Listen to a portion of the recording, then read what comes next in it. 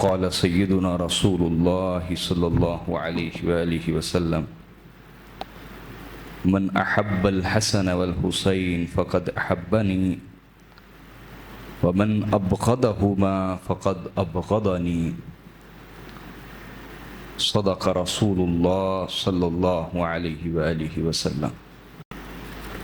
معزز حاضرین، السلام علیکم ورحمۃ اللہ وبرکاتہ۔ اللہ تبارک و تعالی کا شکر ادا کرتے ہیں جس کی عظیم توفیق کے ساتھ ہم جمعۃ المبارک کے دن اللہ کے گھر میں حاضر ہیں۔ اللہ میری اور آپ سب کی حاضری قبول فرمائے۔ ہم فضائل و سیرت اہل بیت علیہم السلام کو حدیث کی روشنی میں پڑھ رہے تھے اور ہمارا سلسلہ جاری ہے کئی جمعوں سے باقاعدہ سلسلہ وار۔ آج جو حدیث میں آپ کو سمجھانا چاہتا ہوں اس سے پہلے چند چیزیں سمجھیں۔ جس انسان نے زندگی میں کبھی محبت نہ کی ہو اس کو یہ لفظ سمجھ نہیں آتا۔ اس کے لیے یہ لفظ ایک شاعروں کا لفظ ہے، ادیبوں کا لفظ ہے۔ اس کو اس لفظ کی گہرائی، اس لفظ کی دقت، اس لفظ کے جذبات اور اس لفظ کے احساسات سمجھ نہیں آ سکتے۔ یہی وجہ ہے کہ تمام اولیاء صوفیاء نے یہ فرمایا ہے کہ جس کو کبھی مجازی محبت نہیں ہوئی اس کو حقیقی محبت کا لطف نہیں آ سکتا۔ وہ یہ سمجھتا ہے کہ شاید ایک خشک مولوی کی طرح خدا کو ماننا یہ محبت ہے، جس میں کوئی جذبات نہ ہو، جس میں خدا کے ساتھ ایک احساسات کا تعلق نہ ہو۔ ایک نماز ہے، بس حکم سمجھ کے پڑھ لیا۔ خدا کے ساتھ ایک شوق کا رشتہ، یہ محض الفاظ نہیں ہیں، یہ پورے جذبات ہیں، تعبیرات ہیں، ایموشنز اس کو کہا جاتا ہے، فیلنگز اس کو کہا جاتا ہے، عربی میں عواطف اس کو کہتے ہیں۔ تو جو ان سے نہ گزرا ہو وہ اللہ کی محبت کو، اس کے رسول کی محبت کو بھی سمجھ سکتا نہیں ہے۔ اس کو ایک مثال سے سمجھیں۔ ایک شخص حاضر ہوا، کہا یا رسول اللہ، حضور میں آپ کے پاس آتا ہوں تو مجھے سکون مل جاتا ہے، اور جب میں گھر چلا جاتا ہوں، یہ اس کے الفاظ دیکھیے گا، یہ صحیح بخاری کے الفاظ ہیں، اس کے الفاظ دیکھیے گا۔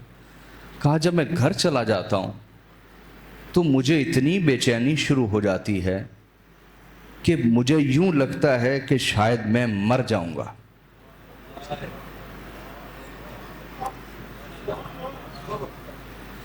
یہ اس کے جذبات ہیں، یہ اس کے کیا ہیں بولیے؟ یہ نہیں ہے، یہ کہ مجھے یوں لگتا ہے کہ میں مر جاؤں گا۔ مجھے اتنی گھٹن ہوتی ہے آپ کو دیکھے بغیر، جب آپ کو نہیں دیکھا ہوتا اتنی گھٹن ہوتی ہے، اور دل اتنا بے چین ہوتا ہے، اور طبیعت اتنی مضطرب ہوتی ہے کہ مجھے یوں لگتا ہے کہ شاید میں مر جاؤں گا۔ تو پھر میں تڑپ کے کھڑا ہو جاتا ہوں اور آپ کی بارگاہ میں آتا ہوں۔ جب آپ کو دیکھ لیتا ہوں مجھے سکون مل جاتا۔ اب اس نے کہا یا رسول اللہ، لیکن میں یہ سوچ کے رو پڑتا ہوں کہ یہاں دنیا میں تو مجھے موج لگی ہوئی ہے، دنیا میں تو مجھے، آخرت میں کیا بنے گا؟ میں کہاں ہوں گا؟ سید الانبیاء جنت میں کہاں ہوں گے؟ اگر میں جنت چلا بھی گیا تو میں کہاں اور سید الانبیاء؟ تو حضور مجھے تو فکر وہاں کی لگی ہے، مجھے فکر کہ یہ موج وہاں بھی ملے گی یا نہیں۔ تو اس کی تڑپ پر اللہ تعالیٰ نے یہ آیت نازل فرمائی تھی کہ جو اللہ اور اس کے رسول کی اطاعت کریں اللہ انہیں ان کے ساتھ جنت میں جمع فرما دے گا، ان کے ساتھ بولیے جنت میں جو انبیاء ہیں، صدیق ہیں اور شہداء ہیں، ان کے ساتھ اللہ جمع فرما دے گا۔ یہ میں نے آپ کو جذبات سمجھانے کی کوشش کی ہے، ویسے یہ سمجھانے کی چیز نہیں ہے، کیونکہ جب یہ دل لگ جاتا ہے سمجھ باقی ہی نہیں رہتی، عقل سمجھ باقی ہی، یہ تو کہانی ایسی ہے، جب بندہ اس وادی میں چلا جاتا ہے پھر سمجھ باقی، یہ دنیا داروں والی سوچ سمجھ، پیسے گننا، نفع نقصان، یہ کچھ بھی باقی نہیں رہتا، بلکہ پھر سمجھانے والے بھی انسان کو برے لگتے ہیں۔ کیوں جی؟ یہ چیز ایسی محبت۔ اچھا میں ایک آپ کو کوشش کر رہا ہوں، ورنہ یہ سمجھائی جانے والی چیز اور یہ دلیلوں کے ذریعے سے منوائی جانے والی چیز، یہ تو چکھنے کی چیز ہے۔ ہائے ہائے ہائے، زلیخا ہو گئی نا بدنام اس حسن کو دیکھ کے، تو ساری عورتوں نے باتیں کی، ایک غلام پہ عاشق ہو گئی، غلام پہ عاشق ہو گئی۔ تو ہمارے استاد گرامی فرماتے ہیں کہ شکر ہے زلیخا کسی مولوی صاحب کے پاس نہ چلی گئی، اس نے کہنا تھا بلا لو مناظرہ کر لیتے ہیں، عورتوں سے مناظرہ کر لیتے ہیں۔ وہ کسی درویش اللہ والے کے پاس گئی، اس نے کہا کہ یہ باتوں سے منوانے والی چیز، جس کو دیکھ کے تمہارا ہوش قائم نہیں رہا وہ ذرا نظارہ انہیں بھی کرا دو، خود ہی زبانیں بند ہو جائیں گی، خود ہی زبانیں۔ اس نے پھر بلا لی تمام اشراف اور امیر زادیاں، اشراف زادیاں اور امیر زادیاں، کہا آ جاؤ، تم مجھے برا بلا کہتی ہو، میں دیکھوں گی کہ تمہارا حال کیا ہوتا ہے۔ ہائے ہائے، تمہارا حال، میں تو دن رات اسے دیکھتی ہوں نا، تمہیں ایک ہی جھلک دکھانی ہے تمہیں اس کی، کیونکہ جناب یوسف عزیز مصر کے چونکہ اس کے گھر پلتے تھے محل میں، تو باہر نہیں جاتے تھے، باہر پبلکلی نہیں نکلتے تھے، ادھر ہی رہتے تھے۔ تو بلا لیا، سب کو چھریاں بھی دے دی اور ہاتھ میں پھل بھی دے دیا، اور کہا ابھی نہیں کاٹنا، جب میں کہوں گی نا کہ کاٹو تب کاٹنا ہے، تب ان کو کاٹنا ہے۔ جناب یوسف علیہ السلام کی بارگاہ میں حاضر ہوئی، کہا میری ایک عرض قبول کر لیں، وہ یہ کہ جب میں کہوں تو آپ ایک دفعہ ان کے سامنے سے گزر جائیے گا نقاب ہٹا کے۔ آپ نے فرمایا ٹھیک، اس میں کوئی حرج نہیں، اس میں کوئی حرج نہیں، یہ بات میں مان لیتا ہوں۔ تو آپ جب اس نے اشارہ کیا، جناب یوسف گزرنے لگے اور کہا چلو بھی پھل کاٹو۔ آئے ہائے، اور قرآن کہتا ہے کوئی کہانی نہیں، کوئی کسی کی کہانی بیان کردہ، قرآن کہتا ہے کہ ادھر سے حسن یوسف گزر رہا تھا، ادھر سے ہوش قائم نہ رہے، چھریاں چل گئی، ہاتھ کٹ گئے، اور زبانوں پہ یہ جاری ہو گیا، ہاشا للہ، اللہ کی پناہ، یہ تو کوئی انسان نہیں ہو سکتا، یہ تو کوئی حسن کا دیوتا ہے، یہ تو کوئی حسن کا فرشتہ ہے۔ ہر عورت اپنا اپنا کمنٹ کر رہی تھی اور کہہ رہی تھی کہ یہ انسان نہیں ہو سکتا، یہ تو کوئی حسن کا مجسمہ ہے۔ اس کو دیکھ کر چھریاں چل گئیں، ہاتھ کٹ گئے اور ہوش باقی نہ رہے۔ تو میں نے کہا محبت سمجھنے سمجھانے کی چیز تو بھائی یہ چکھنے کی چیز ہے، یہ تو دیکھنے کی چیز ہے نا۔ تو خیر میں تھوڑا سا کوشش کرتا ہوں اپنی طرف سے، شاید تھوڑی سی سمجھ آ جائے آپ کو کیا ہے یہ چیز۔ حضرت عائشہ صدیقہ رضی اللہ تعالی عنہ روایت کرتی، رسول اللہ صلی اللہ علیہ وآلہ وسلم نے ارشاد فرمایا من احب شیئا اکثر من ذکرہ، فرمایا جب کسی چیز سے محبت ہو جائے، جب کسی چیز سے محبت ہو جائے تو پھر زبان پہ اسی کا نام جاری رہتا ہے، زبان پہ بولیے اسی کا نام جاری رہتا ہے۔ دوسرا، حضرت ابو دردہ روایت کرتے ہیں رسول اللہ صلی اللہ علیہ وسلم نے ارشاد فرمایا، یہ سنن ابی داؤد کی حدیث، حدیث نمبر 5130، وہ جو پہلے بیان کی وہ امام جلال الدین سیوطی لائے الجامع الکبیر میں، حدیث نمبر 20170 20177، اور الجامع الصغیر میں لائے حدیث نمبر 12120، اور کئی لوگوں نے بیان کی۔ یہ سنن ابی داؤد کی حدیث ہے، احمد بن حنبل بھی لائے اس کو رحمہ اللہ، اور حدیث نمبر 21694۔ توجہ ہے نا دوستو؟ اس میں آقا علیہ الصلوۃ والسلام نے ارشاد فرمایا، حبک الشیء یعمی و یسم، فرمایا جب تجھے کسی سے محبت ہو جائے، جب تجھے کسی سے محبت ہو جائے تو تو اس کے معاملے میں اندھا بھی ہو جاتا ہے اور بہرا بھی ہو جاتا، اندھا بھی ہو جاتا ہے۔ اور جب تک انسان محبوب کے معاملے میں اندھا اور بہرا نہ ہو اس کو محبت نصیب ہی نہیں ہوتی۔ محبت اسے نصیب ہوتی ہے جو اس درجے تک پہنچ جائے کہ محبوب کے بارے میں اندھا اور بہرا ہو جائے، نہ محبوب کے خلاف کوئی چیز سنے نہ محبوب کے خلاف کوئی چیز دیکھے۔ جب اندھا اور بہرا ہو جائے، اس درجے تک اس کی کیفیت چلی جائے تو اس کیفیت کو محبت کہتے ہیں۔ اس کیفیت کو کیا کہتے ہیں بولیے؟ اچھا، تیسری چیز سمجھاتا ہوں قرآن مجید سے، سورہ آل عمران سورہ نمبر 3 آیت نمبر 31۔ اللہ پاک نے ارشاد فرمایا، قُلْ إِن كُنتُمْ تُحِبُّونَ اللَّهَ فَاتَّبِعُونِي يُحْبِبْكُمُ اللَّهُ۔ یہ آیت میں نے آپ کو کئی دفعہ سنائی، لیکن آج اس کا ایک نیا معنی آپ کو بتاتا ہوں۔ فرمایا میرے حبیب آپ فرما دیجئے، اگر تم اللہ سے محبت کرتے ہو، اگر تم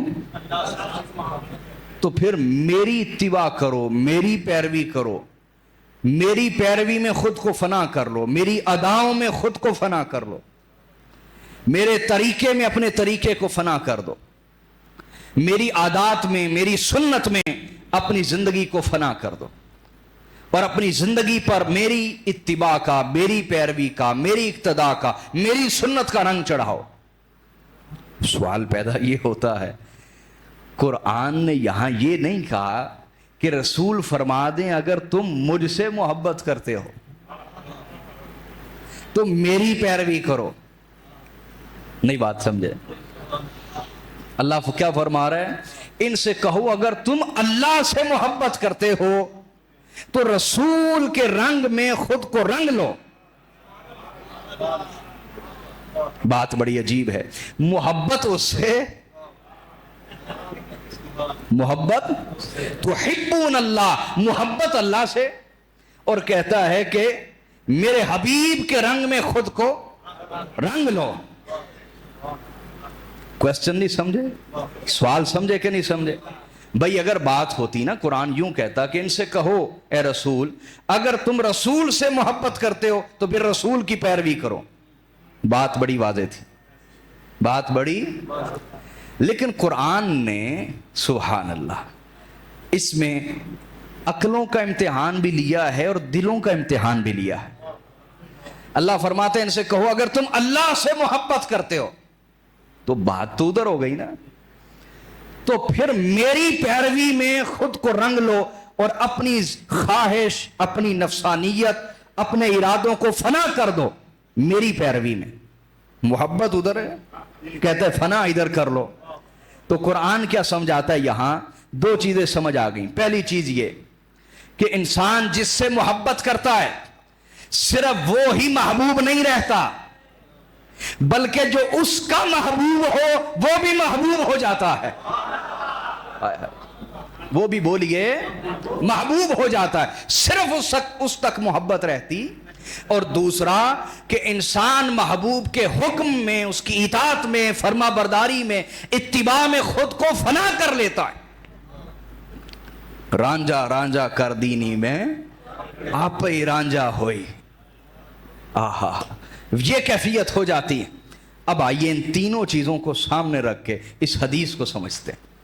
آقا علیہ الصلوۃ والسلام نے ارشاد فرمایا، حدیث کو امام ابن ماجہ نے بیان کیا سنن میں، اور حدیث نمبر 143 امام نسائی لیا سنن الکبریٰ میں لائے، حدیث نمبر 8168، امام احمد بن حنبل لائے حدیث نمبر 7863۔ توجہ، حضرت ابو ہریرہ فرماتے ہیں رسول اللہ صلی اللہ علیہ وسلم نے ارشاد فرمایا من احب الحسن والحسین فقد احبنی، فرمایا جس نے حسن و حسین سے محبت کی اسی نے مجھ سے محبت کی، اسی نے ومن ابغضہما فقد ابغضنی، اور جس نے حسن و حسین سے بغض رکھا، عداوت رکھی، نفرت رکھی، اس نے مجھ سے بغض رکھا، مجھ سے عداوت رکھی، مجھ سے نفرت رکھی۔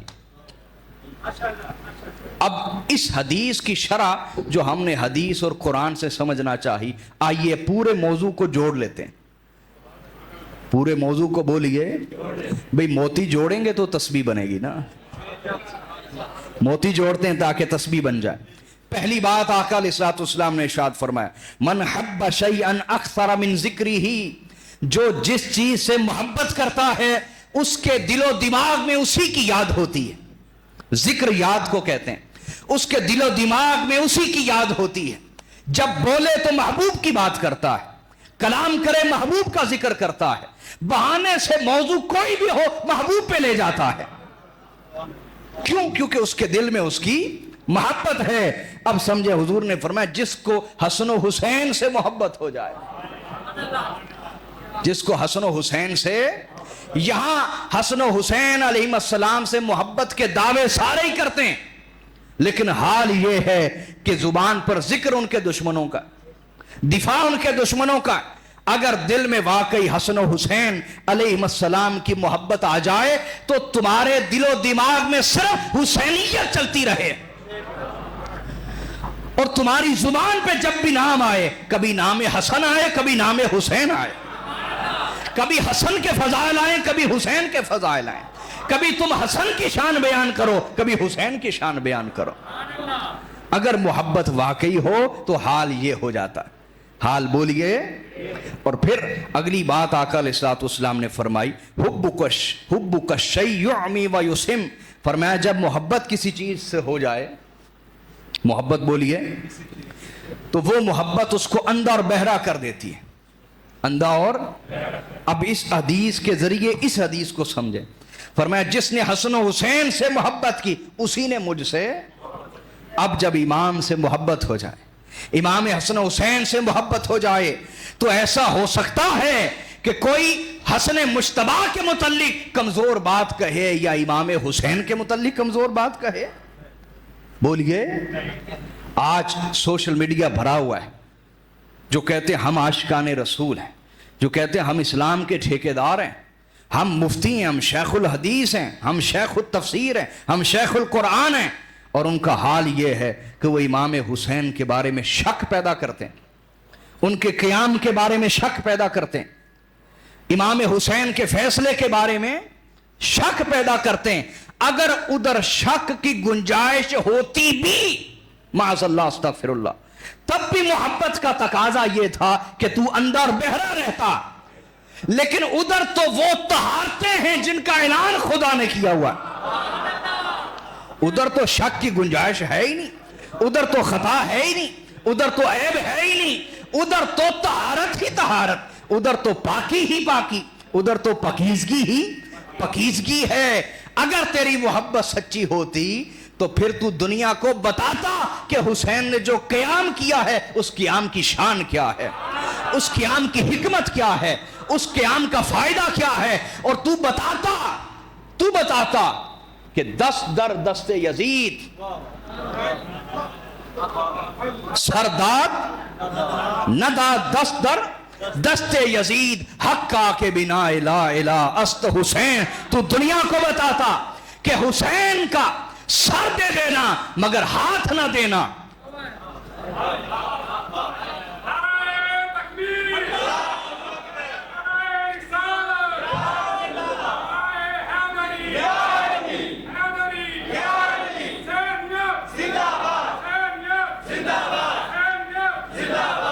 تو دنیا کو بتاتا کہ حسین کا سر دے دینا مگر ہاتھ یزید کے ہاتھ میں نہ دینا۔ اگر یہ نہ ہوتا اسلام کب کا ختم ہو چکا ہوتا، دنیا میں دین موجود ضرور ہوتا مگر دین اموی ہوتا۔ کون سا دین؟ یزیدی دین، اموی دین، محمدی دین ختم ہو چکا ہوتا. محمدی دین بولیے اور اگلی بات سمجھیے جو قرآن نے کہی کہ محبت کیا چیز ہے.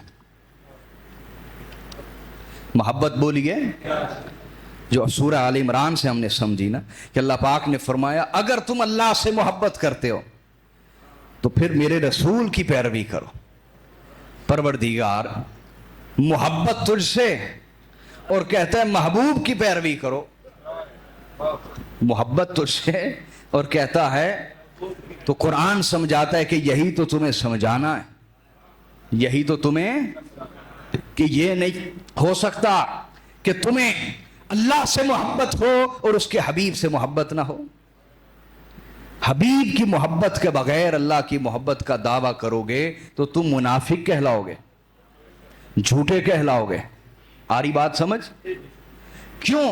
اللہ فرماتا ہے اس لیے کہ یہ میرے حبیب ہیں, یہ میرے محبوب ہیں, یہ میرے حبیب ہیں. اچھا یہ تو خدا کے حبیب, بات سمجھ آ گئی. مصطفیٰ کا حبیب کون ہے؟ ہائے ہائے, مصطفیٰ کا حبیب کون ہے؟ خود مصطفیٰ سے پوچھ لیتے ہیں صلی اللہ علیہ وآلہ وسلم.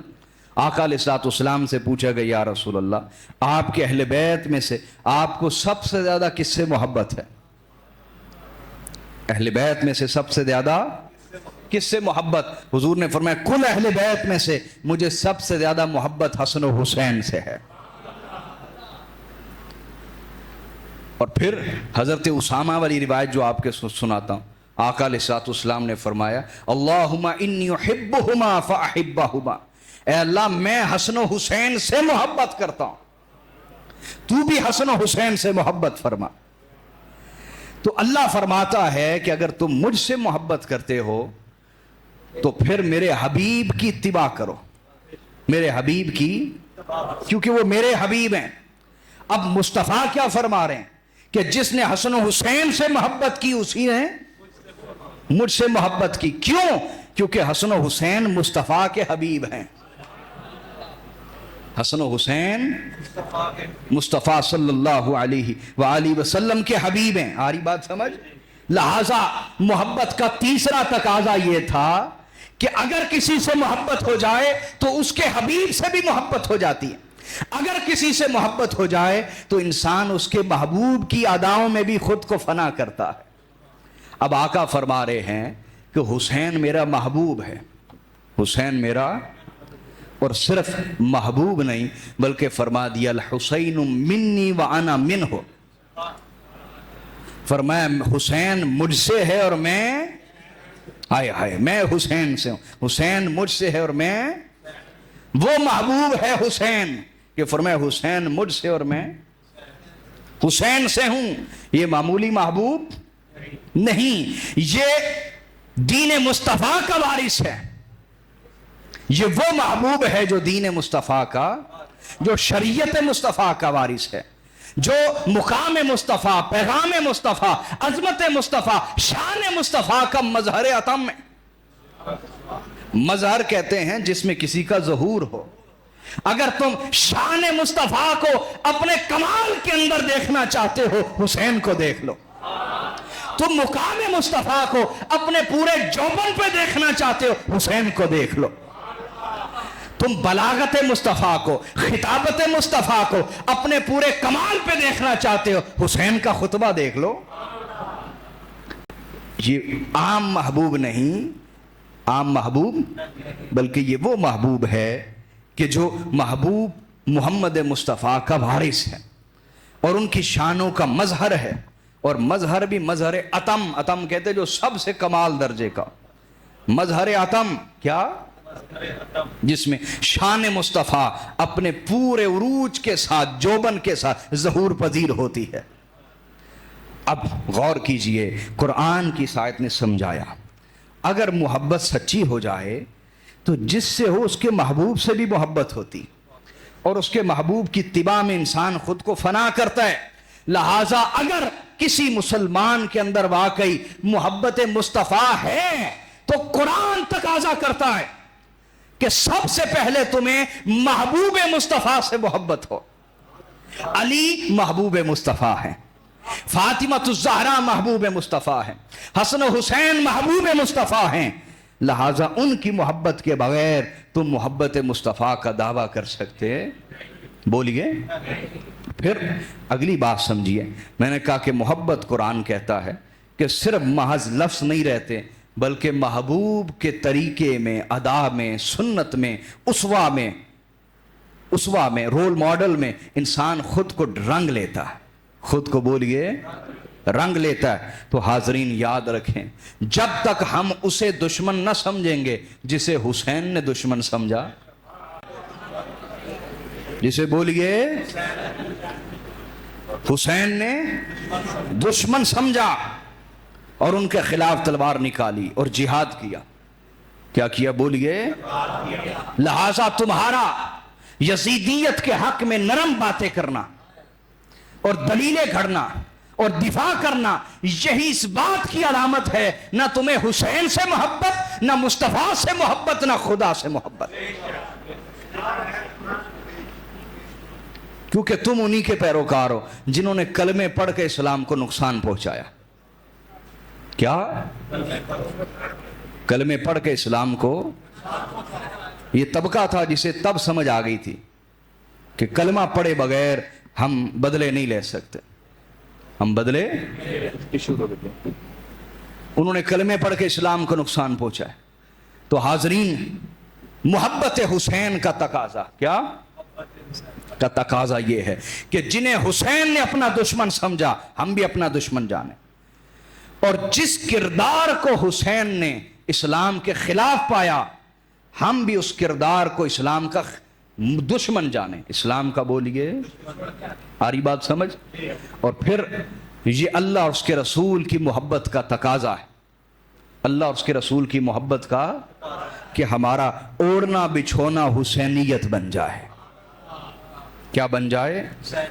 ہم اپنے اندر کے یزید سے بھی لڑیں، یہ جو اندر نفس ہے، باج فقیراں کسے نہ ماریا، باہو چور اندر داہو، ایک اندر بھی یزید بیٹھا ہوا ہے جو ہر وقت برائی کا حکم دیتا ہے۔ ان النفس لامارۃ بالسوء، بے شک نفس بڑی شدت کے ساتھ گناہ کی طرف مائل کرتا ہے، زنا کی طرف مائل کرتا ہے، دولت جمع کرنے کی طرف مائل کرتا ہے، حلال حرام کی تمیز بلا دیتا ہے، شہوت دماغ پہ غالب کر دیتا ہے، ایمان پہ غالب کر دیتا ہے، عقل کام کرنا چھوڑ دیتی۔ یہ اندر کا یزید ہے، اگر تم اسے ہر وقت نہیں پچھاڑ سکتے، کبھی یہ تمہیں بھی پچھاڑ لیتا ہے، تو اگلے لمحے تم بھی تو اسے پچھاڑ دیا کرو، کم از کم یہ مقابلہ برابر برابر تو چلتا رہے، اور ساتھ خدا کی مدد ہو، دعا کرتے رہو، اللہ تمہاری مدد کرے گا۔ اور پھر کچھ معاشرے کے بھی یزید ہیں، معاشرے کے بھی بولیے، عقیدے کے اندر بھی ہیں، اعمال اور اخلاق کے اندر بھی۔ عقیدے کے اندر وہ لوگ ہیں جو بڑے بڑے نیک لوگوں کے روپ کے اندر ہیں، علماء کہلاتے ہیں، مفتی کہلاتے ہیں، شیخ الحدیث کہلاتے ہیں، دین کے ٹھیکیدار کہلاتے ہیں، لیکن وہ لوگ امویت کے مدافعین ہیں، امویت کا دفاع کرتے ہیں، امویت کا، حسین کے دشمنوں کا دفاع کرنے والے، اہل بیت کے دشمنوں کا دفاع کرنے والے، ان کے غلط کرتوتوں پہ پردہ ڈالتے ہیں، جنہوں نے اسلام کو نقصان پہنچایا ان کا دفاع کرتے ہیں۔ یہ عقیدے کے یزید ہیں۔ کون ہیں بولیں؟ گھبرا نہ جایا کریں کسی کو دیکھ کے، اس کے نام کے ساتھ کتنے لقب لگے ہوئے ہیں، یہ تو آج رواج ہے، اشتہار کے اوپر 100 لقب لکھا ہوتا ہے، اور بندہ ان پڑھ جاہل نکما لقب 100 لگائے ہوتے اشتہاروں کے اوپر، آپ دیکھتے نہیں، رواج بن گیا۔ اللہ کا شکر، میں ہمیشہ منع کرتا ہوں اس چیز سے کہ یہ القابات، ہاں جو اللہ نے ہمیں واقعی شان اور عزت دی وہ لکھو، اور ہم اپنے میرے ناموں کے ساتھ آپ دیکھیں گے وہی لکھا ہوگا جو اللہ نے واقعی ہمیں عطا فرمایا۔ ہم آل نبی ہیں، اولاد علی، یہ لکھتے ہیں۔